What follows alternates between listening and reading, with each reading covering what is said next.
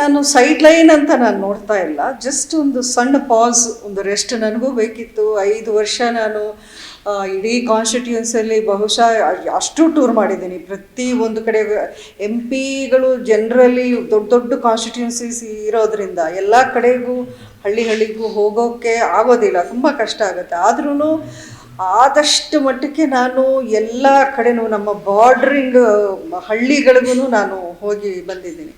So 5 ವರ್ಷಗಳ ನಂತರ ನಾನು ಒಂದು ನಿರ್ಧಾರ ತಗೊಂಡು ನಮ್ಮ BJP ಪಕ್ಷಕ್ಕಾಗಿ ಅಥವಾ ನರೇಂದ್ರ ಮೋದಿ ಅವರ ಒಂದು ಮಾತಿಗೆ ನಾನು ಬೆಲೆ ಕೊಟ್ಟು ಈ ಒಂದು ಎಲೆಕ್ಷನಲ್ಲಿ ಈ ರೀತಿ ನೀವು ನಮಗೆ ಸಹಕರಿಸಿ ಅಂತ ಅವರೇ ಪರ್ಸ್ನಲ್ ಆಗಿ ನನ್ನ ಜೊತೆಲಿ ಕೇಳಿದಾಗ ಆ ಮಾತಿಗೆ ಒಂದು ಗೌರವ ಬೆಲೆ ಕೊಡಬೇಕು ಅಂತ ನನಗೆ ಅನ್ನಿಸಿ ನಾನು ಆ ನಿರ್ಧಾರವನ್ನು ತಗೊಂಡೆ.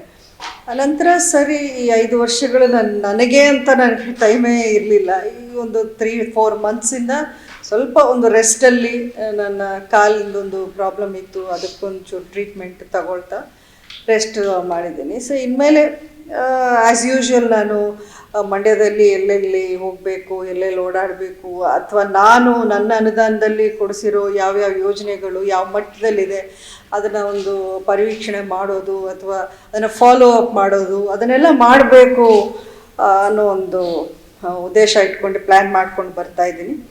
ಖಂಡಿತ ಇನ್ನು ಮುಂದೆ ಅಂದರೆ ಎಸ್ಪೆಷಲಿ ಜನವರಿ ತಿಂಗಳಿಂದ, ಹೊಸ ವರ್ಷದಿಂದ ಇನ್ನಷ್ಟು ನಾನು ಸಕ್ರಿಯವಾಗಿ ಮಂಡ್ಯದಲ್ಲೇ ಓಡಾಡಬೇಕು ಅಂತ ಅಂದ್ಕೊಂಡಿದ್ದೀನಿ.